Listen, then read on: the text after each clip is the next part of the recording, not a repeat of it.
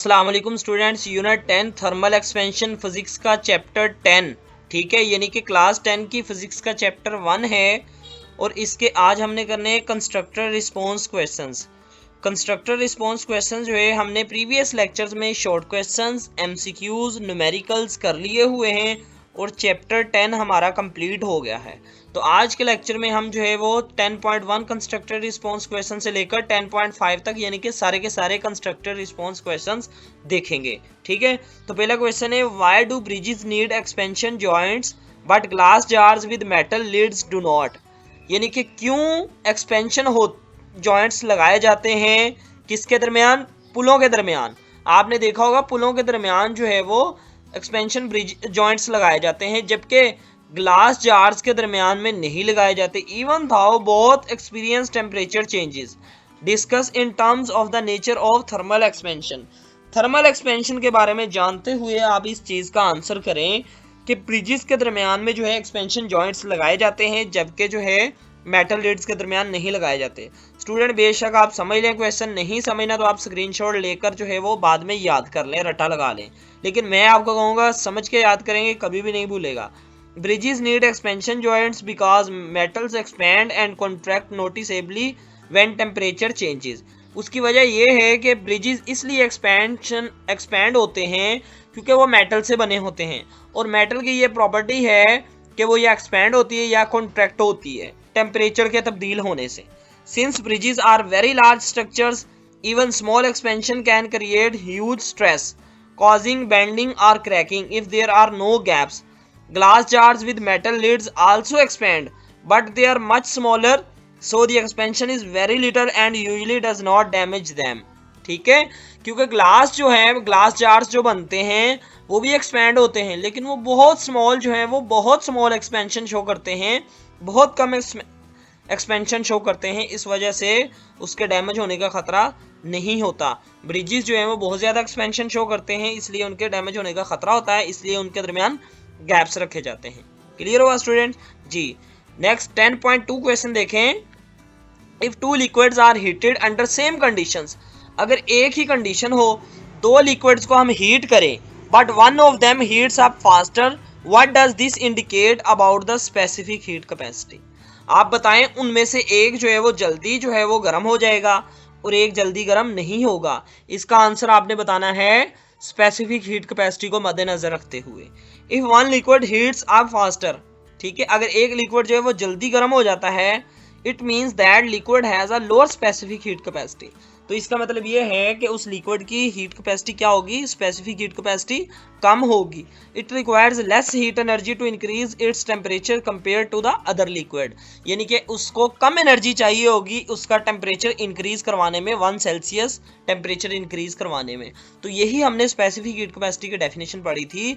वो हीट की एनर्जी जो कि 1 सेल्सियस टेम्परेचर इंक्रीज करवाने के लिए चाहिए होती है, उसको स्पेसिफिक हीट कैपेसिटी कहते हैं। तो यही वजह है कि एक लिक्विड जो है वो जल्दी गर्म हो जाएगा क्योंकि उसकी स्पेसिफिक हीट कैपेसिटी क्या हो जाएगी? लोअर होगी। क्लियर हुआ जी। 10.3 वाला क्वेश्चन देखें, why does a liquid evaporate faster when the air is dry.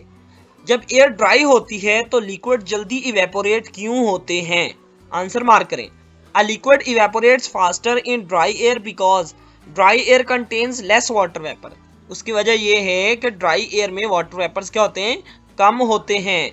This allows more molecules from the liquid to escape into the air easily. ठीक है, इस वजह से जो मॉलिक्यूल्स होते हैं वो इजीली एस्केप कर जाते हैं, increasing the rate of evaporation. ठीक है, यानी कि जो ड्राई एयर होती है उसमें वाटर वेपर्स कम होता है और वो जल्दी जो है वो इवेपोरेट हो जाते हैं। इस वजह से जो है वो इवेपोरेशन फास्ट होती है ड्राई एयर में। क्लियर है स्टूडेंट्स जी। ये तीनों क्वेश्चन अगर आपको क्लियर नहीं हुए तो अभी आप मुझसे पूछ लें, फिर आप नेक्स्ट क्वेश्चंस की तरफ जाना। चलें, क्वेश्चन नंबर 4 देखें, when a piece of ice melts. जब बर्फ का एक टुकड़ा मेल्ट होता है, the temperature does not increase. Temperature जो है वो बढ़ता नहीं है। Even though heat is supplied, अगरचे हीट सप्लाई की जा रही होती है, यानी कि जब हीट प्रोवाइड की जा रही होती है, बर्फ का एक टुकड़ा मेल्ट हो जाता है, टेम्परेचर फिर भी नहीं बढ़ता। वेयर डज द एनर्जी गो, वो एनर्जी कहाँ जाती है जो कि प्रोवाइड की जाती है। जबकि देखें ना, हीट प्रोवाइड की है, मेल्ट भी हो गई, फिर भी टेम्परेचर इंक्रीज नहीं हुआ, तो वो एनर्जी कहाँ गई? And why is it important in phase change, और ये एनर्जी क्यों जरूरी होती है फेज चेंज के लिए? ठीक है, आंसर समझे। The supplied heat energy is used to break the bonds between ice particles instead of increasing temperature. वो जो एनर्जी इस्तेमाल हुई है, वो जो पार्टिकल्स होते हैं आइस के, बर्फ के पार्टिकल्स के दरमियान केमिकल बॉन्ड है, उस बॉन्ड को ब्रेक डाउन करने के लिए वो एनर्जी इस्तेमाल होती है, ना कि टेम्परेचर इंक्रीज करवाने के लिए। This energy is called latent heat of fusion.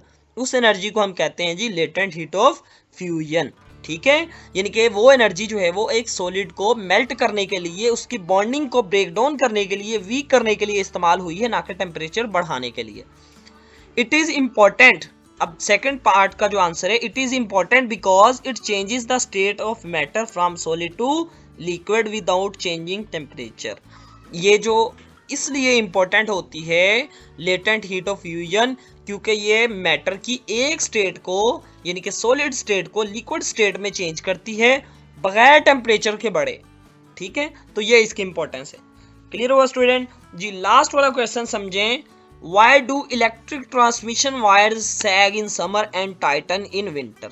यानी कि जो वायर्स होती हैं, इलेक्ट्रिक ट्रांसमिशन वायर्स जो खंभों में आपको मोहल्लों में नजर आती हैं, वो गर्मियों में फैल जाती हैं और टाइट हो जाती हैं सर्दियों में। इसकी वजह क्या है, क्यों? ठीक है, तो आंसर देखें, बिल्कुल इजी है। Electric transmission wires sag in summer because the heat causes the metal wires to expand and become longer. In winter, the cold causes the wires to contract and become shorter, making them tighter. यानी कि क्या होता है, electric transmission wire sag in summer, उसकी वजह क्या है? Heat causes the metal wires to expand, क्योंकि हीट जो होती है वो मेटल की वायर्स को एक्सपैंड कर देती है गर्मियों में, एंड बिकम लॉन्गर, और वो लंबी हो जाती हैं। In the winter the cold causes the wires to contract, और सर्दियों में सर्दी उन वायर्स को क्या करती है जी? कॉन्ट्रैक्ट कर देती है, एंड बिकम शॉर्टर, और वो छोटी हो जाती हैं, मेकिंग देम टाइटर, और वो सर्दियों में क्या हो जाती हैं जी? छोटी होने के बाद टाइट हो जाती हैं। तो यही वजह है स्टूडेंट्स, जो वायर्स होती हैं वो ढीली हो जाती हैं गर्मियों में और टाइट हो जाती हैं किसमें? सर्दियों में। ठीक है, तो इस वजह से उनको जो है थोड़ा इस हिसाब से रखा जाता है कि गर्मियों में सर्दियों में वो एक दूसरे के साथ अटैच होकर जो है वो इलेक्ट्रिक शॉक कॉज ना करे। तो ये स्टूडेंट आपके जो है constructed response question chapter 10 thermal physics के कंप्लीट हो गए।